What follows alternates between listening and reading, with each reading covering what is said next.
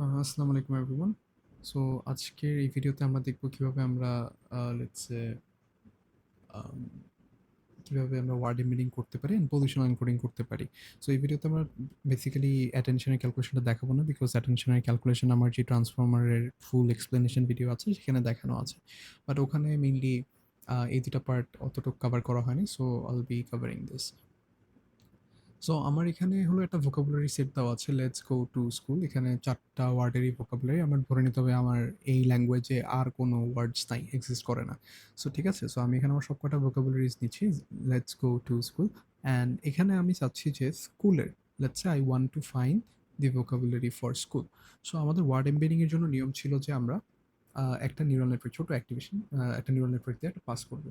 So let's say আমার এখানে যদি নিউরাল নেটওয়ার্ক এখানে দেখতে পাচ্ছি আমরা 3 এমবেডিং। তার মানে কি প্রত্যেকটা ওয়ার্ডের there are 3 embedding for each word. So আমি প্রত্যেকটা ওয়ার্ডের জন্য 3টা করে এমবেডিং ভ্যালু পাবো। এর জন্য আমার এখানে অ্যাক্টিভেশন ফাংশনও দেখতে পাচ্ছি 3টা আছে।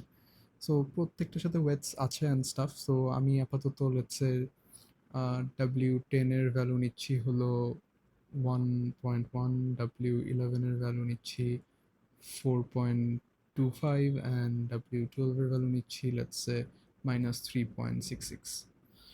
ইটস কমপ্লিটলি র্যান্ডম, এটা আইদার আমরা দিয়ে দিব বা মানে ওয়েটস তো জানেন এটা র্যান্ডমলি সেট করা হয়, বাট লেটস আমার এটা হলো ওয়েটটা দেওয়া আছে। এখন আপনারা বলতে পারেন যে আমি কেন W1, W2, W3, W4 এগুলা কনসিডার করতেছি না।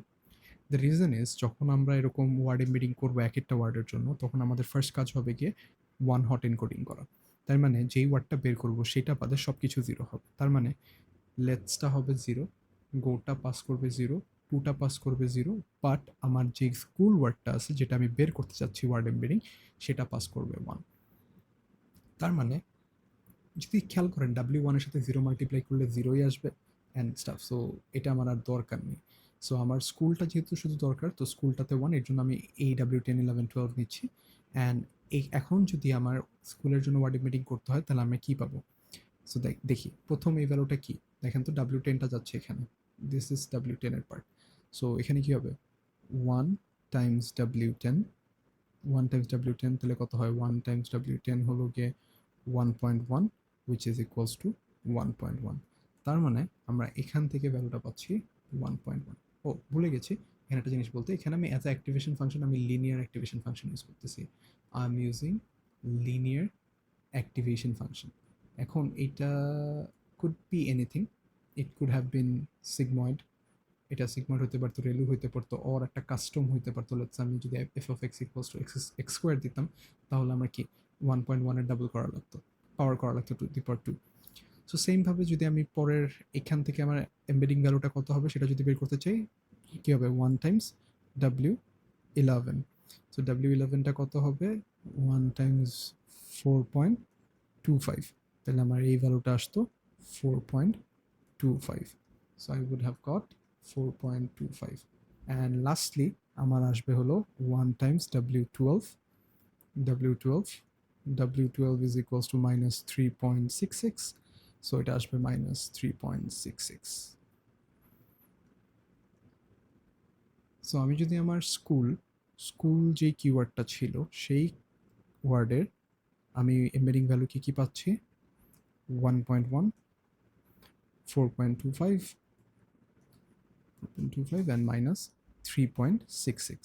So this is the embedding value for the word school. এখন ট্রান্সফর্মারে এটা ছিল আমাদের ফার্স্ট লেয়ারটা, embedding layer, word embedding layer. Then আমাদের সেকেন্ড লেয়ারের কাজ ছিল পজিশনাল এনকোডিং করা। সো এখানে যদি আমরা পজিশনাল এনকোডিং করতে চাই, তাহলে আমার একটা জিনিস খেয়াল রাখা লাগবে, সেটা আমরা কার্ভ দেখে দেখাইছিলাম আমার আগের ভিডিওটাতে। বাট ওখানে বলা ছিল যে অ্যাকচুয়াল ওয়েটা হলো এরকম একটা ফর্মুলা ইউজ করা। So this are the two formulas that we use. So curve দিয়ে যদি কেউ করি, that's gonna give you the correct answer, but actually আমরা অ্যাকচুয়াল ওয়েটা পাবো না, বিকজ আমরা কার্ভটা তো স্কেচ করতেছি। ড্র করে নিলে that would have been a different thing, but আমরা এখানে যেহেতু খাতায় করবো, সো আমাদের তো ভ্যালুসগুলো লাগবে। সো সেই ভ্যালুসের জন্য আমাদের যেটা করতে হবে, আমরা প্রথমে বের করতে হবে পজ, আমাদের পজটা কত সেটা বের করতে হবে। পজ বলতে আমরা যেটা বুঝি, আমরা আমাদের কি বলে যেই ওয়ার্ডটা খুঁজতেছি সেটা ভোকাবুলারি কোথায় এক্সিস্ট করে। সো আমি যদি 0 থেকে 0 number pos, 1 number pos, 2 number pos, 3 number pos. তার মানে আমি বলতে পারতেছি যে আমার পজটা হবে গিয়ে অ্যাকচুয়ালি 3। আমার পজ কত হবে? 3।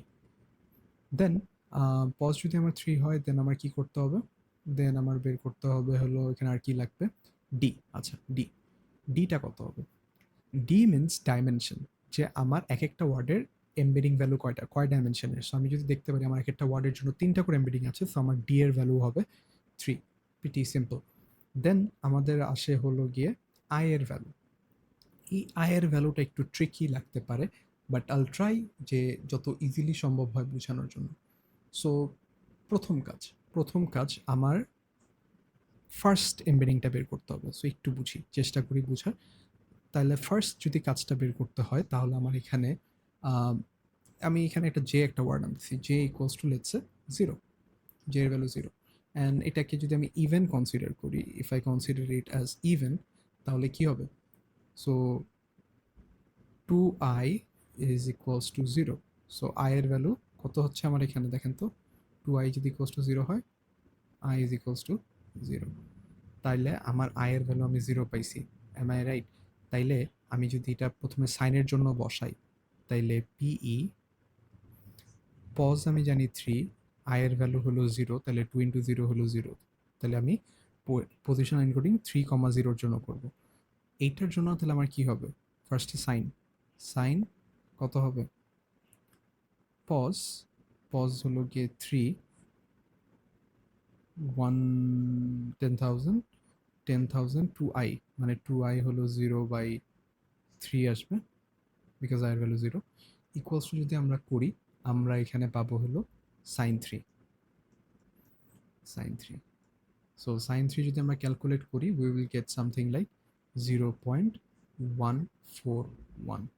সো আমার অ্যাকচুয়ালি এই যে এই পজিশনটাতে যেটা বসবে 0.141 বসবে।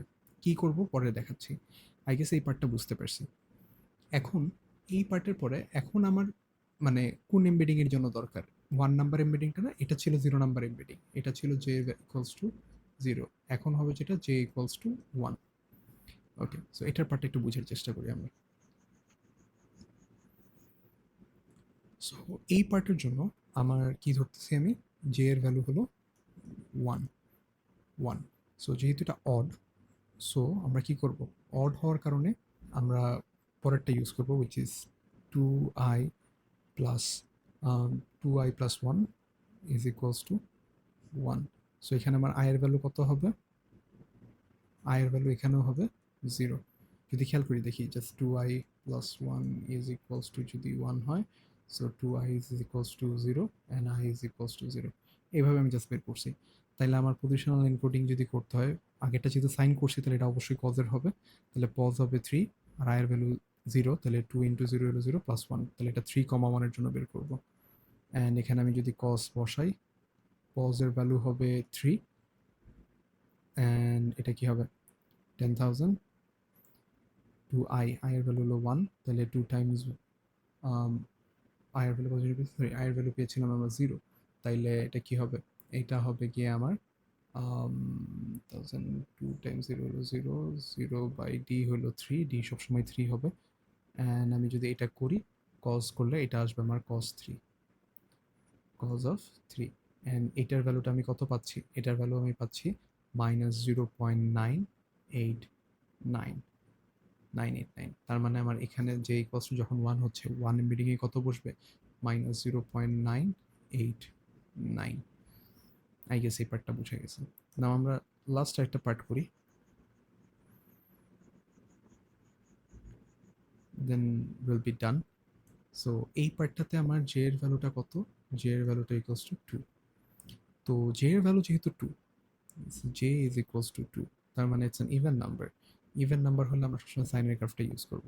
তো সাইনের গ্রাফটা ইউজ করলে জে এর ভ্যালু যদি 2 হয় তাহলে কি 2i is equals two 2। So আমার i এর ভ্যালু কত হবে? i এর ভ্যালু হবে 1। কিভাবে হচ্ছে দেখি। 2i যদি ইকুয়ালস টু 2 হয়, এই 2টা কই? এই 2টা আসছে এই যে j এর থেকে, ঠিক আছে? সো 2i ইকুয়ালস টু, তো i ইকুয়ালস টু কত হবে? 2/2 which is equals to 1। So I এর ভ্যালু ইকুয়ালস টু 1।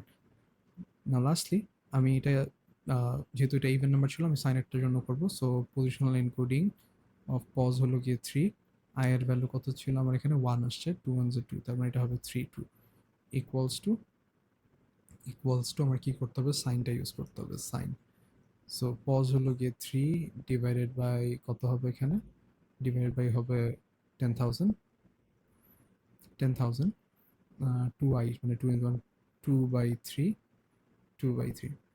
সো এটা যদি আমরা ক্যালকুলেট করি, এটা আমরা ক্যালকুলেট করলে পাবো হলো অ্যারাউন্ড কত, এটা পাচ্ছি একটু ক্যালকুলেটেডটা ভ্যালু দেখে নিই।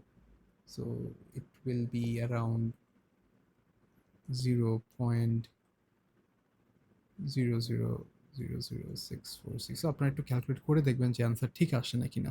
সো আমি যদি 0.00646 নিই, তার মানে আমার এখানে এমবেডিং ভ্যালু কি আসবে, 0.00646।